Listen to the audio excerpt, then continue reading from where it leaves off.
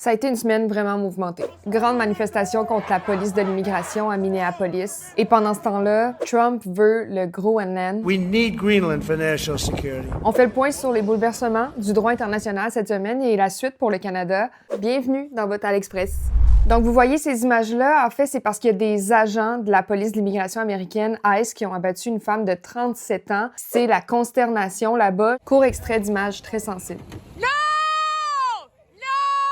Et 2 secondes plus tard, le policier tire. Vous voyez, cette dame de 37 ans, c'était une citoyenne américaine et les images que vous avez vues, elles sont devenues virales. Il y a des centaines de personnes qui participent à des manifestations contre ICE. Trump, lui, il est derrière ses agents, le poing levé dans les airs. Il dit que c'était de la légitime défense. Mais la vidéo semble indiquer le contraire. Réaction du maire là-bas. To ICE, get the fuck out of Minneapolis. OK, le Groenland maintenant. Après avoir évoqué toutes les possibilités pour en prendre possession, dont l'armée, Trump commence à parler sérieusement d'acheter le Groenland. By what right does Denmark assert control over Greenland?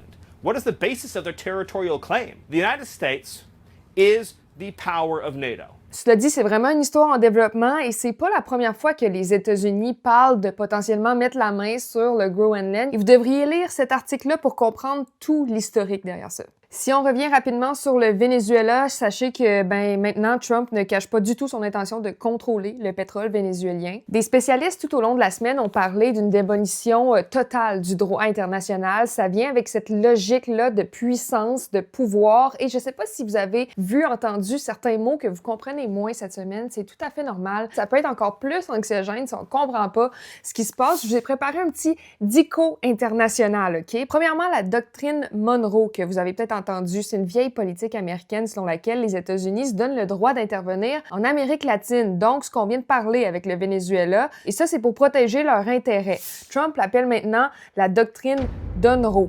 Ça va vraiment à l'encontre du droit international. Un autre mot que vous avez peut-être entendu, c'est impérialisme. Quand un pays étend son pouvoir, souvent justifié par la sécurité ou la stabilité. On va parler d'impérialisme si les intentions de Donald Trump se concrétisent avec le Groenland, avec la Colombie ou Cuba, par exemple. Et nous, dans tout ça, le Canada, sachez que Mark Carney a rappelé à plusieurs reprises cette semaine le soutien du Canada dans la souveraineté du Danemark, dans le dossier du Groenland. Le PM canadien s'en va en Chine la semaine prochaine pour le renforcement de nos relations. Ça fait près de 10 ans que c'est pas arrivé une rencontre de ce genre-là, Canada-Chine. C'est important de le savoir. Merci d'avoir écouté ce Express chargé. Je sais que ça peut être préoccupant ce qui se passe en ce moment. L'ignorance est encore plus préoccupante selon moi. Et donc, s'informer, c'est cool, puis aller le faire ailleurs que juste ici.